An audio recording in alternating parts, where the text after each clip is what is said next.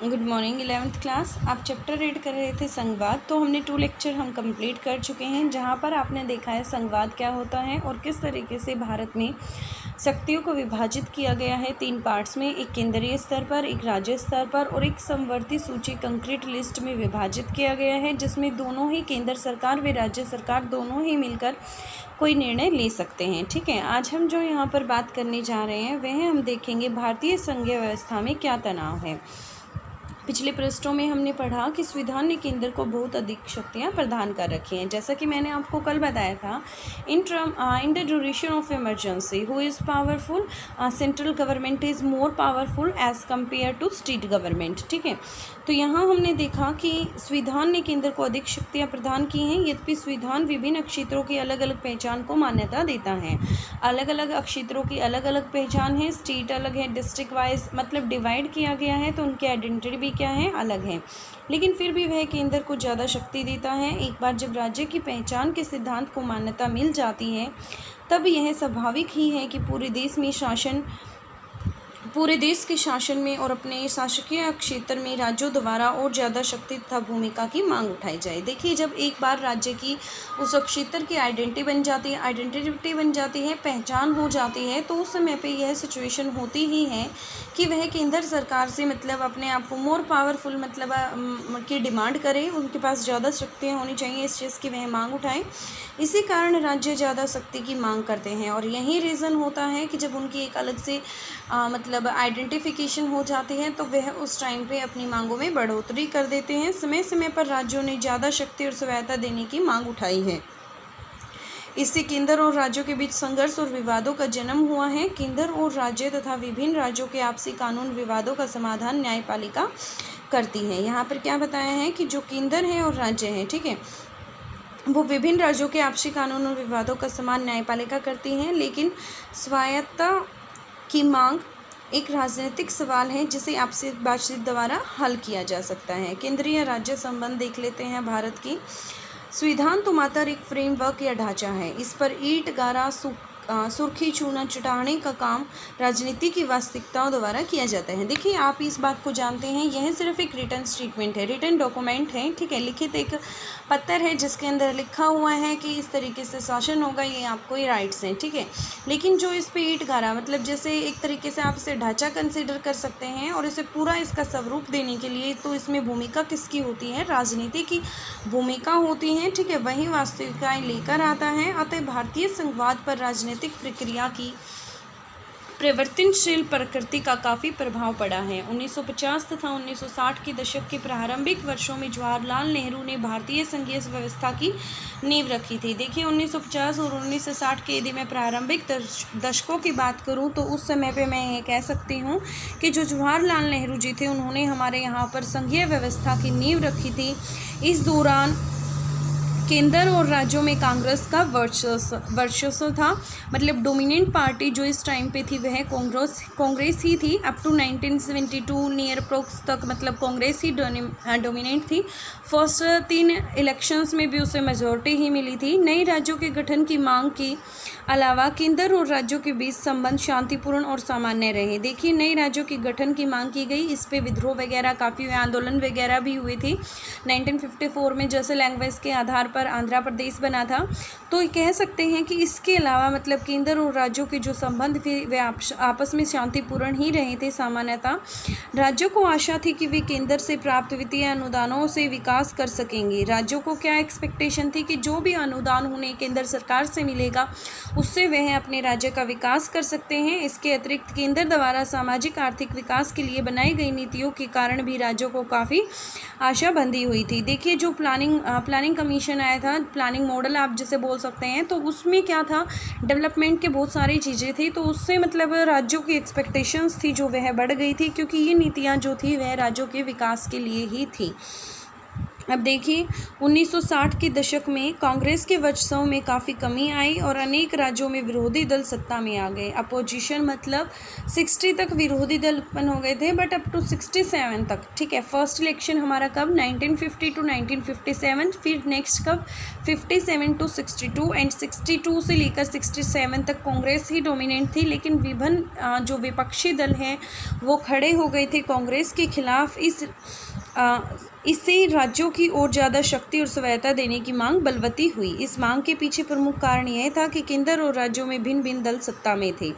देखिए जो मांग उठी थी उसका रीज़न, सबसे बड़ा रीज़न क्या था कि विपक्षी दल उत्पन्न हो गए थे और सभी के सभी विपक्षी दल मतलब केंद्र सरकार से ज़्यादा स्वायत्ता चाहते थे। वो चाहते थे कि उन्हें ज़्यादा शक्तियाँ प्रदान की जाएँ, तो इसे लेकर वह काफ़ी मांग करने लग रहे थे। अतः राज्यों की सरकारों ने केंद्र की कांग्रेसी सरकार द्वारा किए गए अवांछनीय हस्तक्षेपों का विरोध करना भी शुरू कर दिया। जब केंद्र सरकार हस्तक्षेप करती है राज्यों की प्रक्रिया में, तो उन्होंने इस चीज़ का भी विरोध करना शुरू कर दिया था। कांग्रेस के लिए भी विरोधी दलों द्वारा शासित राज्यों से संबंधों की तालमेल की बात पहले जैसी आसान नहीं रही है। इस विचित्र राजनीतिक संदर्भ में संघीय व्यवस्था के अंदर स्वायत्ता की अवधारणा को लेकर वाद विवाद छिड़ गया है। आखिरकार 1990 के दशक में कांग्रेस का वर्चस्व काफ़ी कुछ ख़त्म हो गया, क्योंकि तब तक हमारी मतलब कांग्रेस थी जो वो टूट गई थी। वैसे भी 1972 के बाद मतलब 2 पार्ट्स में डिवाइड हो गई थी कांग्रेस। तो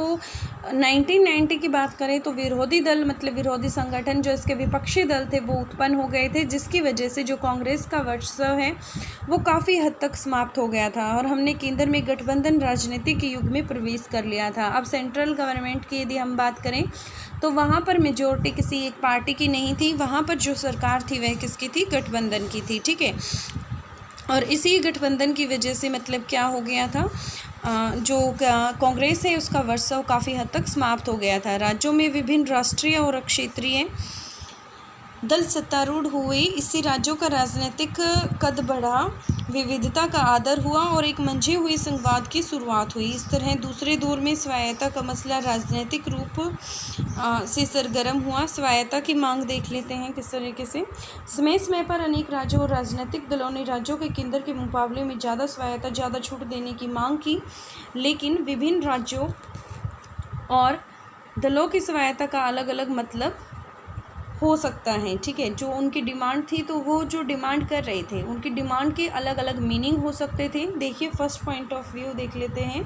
कभी कभी इन मांगों के पीछे यह इच्छा होती थी कि शक्ति के विभाजन को राज्यों के पक्ष में बदला जाए, राज्यों को ज़्यादा तथा महत्वपूर्ण अधिकार दिए जाएं। समय समय पर अनेक तमिलनाडु, पंजाब, पश्चिमी बंगाल और दलों द्रमुक और अकाली दल माकपा ने स्वायत्ता की मांग की, ठीक है। देखिए यहाँ पर जो इनकी इच्छा थी वह क्या थी कि राज्यों को जो मतलब है वह इतनी छूट दी जाए, मतलब ज़्यादा अधिकार किसको दिए जाएं, स्टेट्स को दिए जाएं as compare to central government.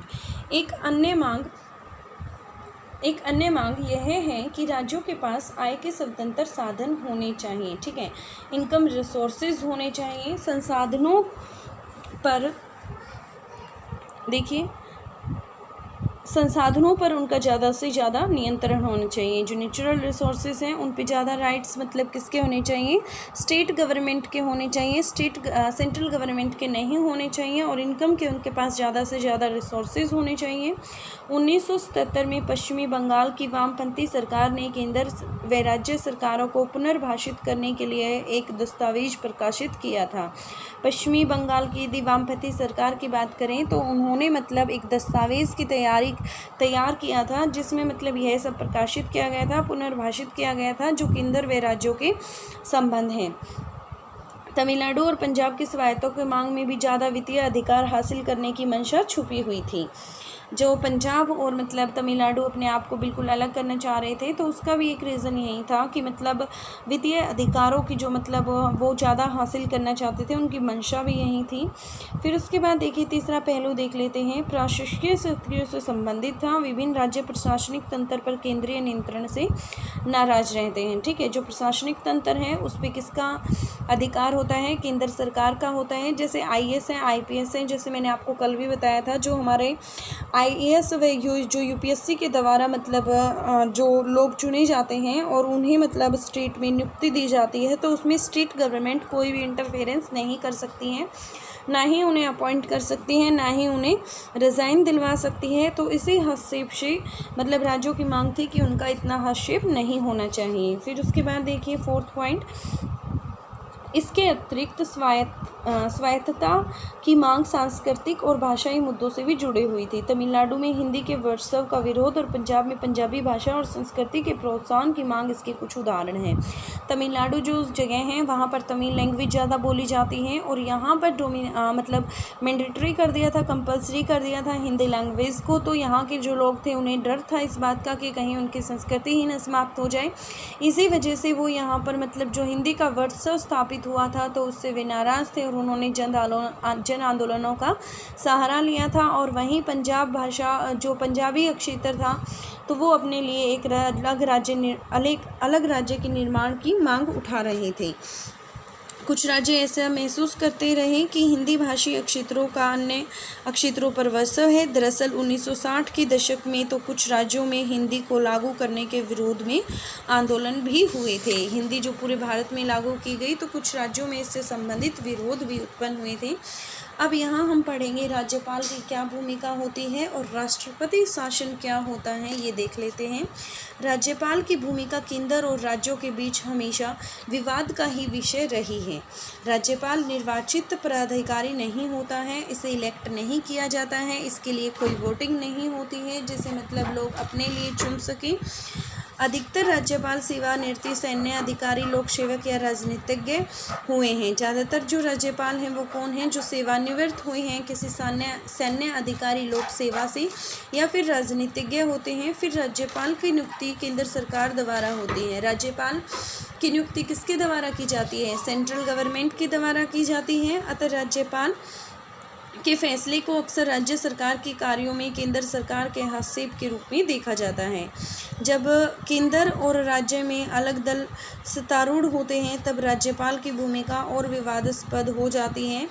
केंद्र राज्यों से जुड़े मसलों की पड़ताल के लिए केंद्र सरकार 1983 में एक आयोग बनाया गया। देखिए केंद्र और राज्य से संबंधित जो भी मसले थे उनकी पड़ताल के लिए केंद्र सरकार ने 1983 में एक आयोग का गठन किया। इस आयोग को किस नाम से जाना जाता है, सरकारिया आयोग के नाम से जाना जाता है। ये आपको ध्यान रखना है, ठीक है। इट इज़ इम्पोर्टेंट, बोर्ड के पेपर के एग्ज़ाम से भी देखें तो आपसे पूछा जा सकता है सरकारिया आयोग का गठन किस पर्पज़ से किया गया था। तो वहाँ आपको क्लियर करना है कि जो सरकारिया आयोग का गठन है वह केंद्र सरकार द्वारा किया गया था, 1983 में किया गया था। और केंद्र और राज्यों से संबंधित जो भी जुड़े मसले होते हैं उनकी पड़ताल के लिए सरकारिया आयोग की स्थापना हुई थी। इस आयोग ने 1998 में अपनी रिपोर्ट में यह सिफारिश की कि राज्यपालों की नियुक्ति निष्पक्ष तथा अनिवार्य होकर की जानी चाहिए, मतलब मैंडेटरी कंपलसरी हो जाना चाहिए। राज्यपालों की नियुक्ति करना काफ़ी ज़रूरी है। एक और कारण से राज्यपालों की शक्ति और भूमिका विवादास्पद हो जाती है। संविधान के सर्वाधिक विवश पर प्रावधानों में एक अनुच्छेद है हमारा अनुच्छेद नंबर 356, ठीक है। ये मैंने आपको कल बताया था, जिसके अंदर प्रेसिडेंट रूल लगता है। इमरजेंसी के मैंने आपको 3 आर्टिकल बताए थे, article number 352, article number 356 and article number 360। इसमें से जब 356 की बात करें तो इस 356 आर्टिकल पर कई बार मतलब काफ़ी टाइम विवाद हो जाते हैं। इसके द्वारा राज्यों में राष्ट्रपति शासन लागू किया जाता है, प्रेसिडेंट रूल लागू होता है।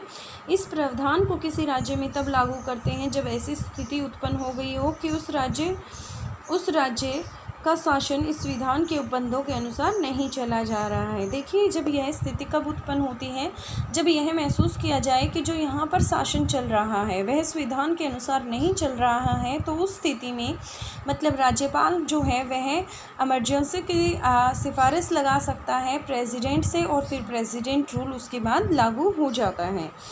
यहाँ हम देखेंगे परिणाम स्वरूप संघीय सरकार राज्य सरकार का अधिग्रहण कर लेती है, मतलब स्टेट गवर्नमेंट किसके अंडर चली जाती है, सेंट्रल गवर्नमेंट के अंदर। इस विषय पर राष्ट्रपति द्वारा उद्घोषणा को संसद की स्वीकृति प्राप्त करना जरूरी होता है। यह जो उद्घोषणा की जाती है इसमें संसद की मतलब स्वीकृति जरूरी होती है। राष्ट्रपति शासन को अधिकतम 3 वर्षों तक बढ़ाया जा सकता है। एक क्वेश्चन आपका यहाँ से ये हो गया। एक क्वेश्चन आपका आर्टिकल नंबर 356 क्या है। दूसरा क्वेश्चन हमारे जो राज्यपाल हैं उनकी नियुक्ति कौन करता है। थर्ड क्वेश्चन आपका क्या हो गया यहाँ से, इमरजेंसी जो प्रोविज़न लगेगा तो उस टाइम पे मतलब इसको कितने साल के लिए बढ़ाया जा सकता है, तो मैक्सिमम 3 इयर्स के लिए। राज्यपाल को का यह अधिकार है कि वह राज्य सरकार को बर्खास्त करने तथा राज्य विधानसभा को निलंबित या विघटित करने की अनुशंसा कर सके। देखिए राज्यपाल को अधिकार क्या है। राज्यपाल को अधिकार है कि वह राज्य सरकार जो होती है उसे बर्खास्त भी कर सकता है और दूसरा निलंबित व विघटित भी कर सकता है। इस सिचुएशन में इससे अनेक विवाद पैदा हुए हैं। कुछ मामलों में राज्य सरकार को विधायिका में बहुमत होने के बाद बर्खास्त कर दिया जाता है। ठीक है, और 1959 में केरल में और 1969 के बाद अनेक राज्यों में बहुमत की परीक्षा के बिना सरकारों को बर्खास्त कर दिया गया। कुछ मामले सर्वोच्च न्यायालय में भी गए और सर्वोच्च न्यायालय ने फैसला दिया कि राष्ट्रपति शासन लागू करने के निर्णय की संवैधानिकता की जांच पड़ताल न्यायालय कर सकता है। यदि राष्ट्रपति ने जो प्रेसिडेंट रूल लागू किया है, जो राष्ट्रपति शासन लागू हुआ है, यदि वह संवैधानिक तौर पर नहीं है तो उसकी जांच पड़ताल करने का अधिकार न्यायालय को प्राप्त है। 1967 तक अनुच्छेद 356 है वह अत्यंत जो है सीमित प्रयोग किया गया। 1967 के बाद अनेक राज्यों में गैर कांग्रेसी सरकारें बनी, जबकि केंद्र में सत्ता में कौन रही, कांग्रेस रही। बहुत सारे मतलब जैसे मैं यहाँ पर बात करूँ 1967 के बाद तो जैसे यूपी है, बिहार है, हरियाणा है, पंजाब है, यहाँ पर मतलब कांग्रेस पार्टी है उसका सफाया हो गया था। तो काफ़ी राज्य ऐसे थे जहाँ पर कांग्रेस नहीं रही थी। बट सेंट्रल गवर्नमेंट की बात करें तो सेंट्रल गवर्नमेंट में अब भी काफ़ी जगह पर क्या थी, कांग्रेस ही थी। डोमिनेंट जो थी वो कांग्रेस ही थी, उसको मतलब मेजॉरिटी वहाँ पर मिली हुई थी।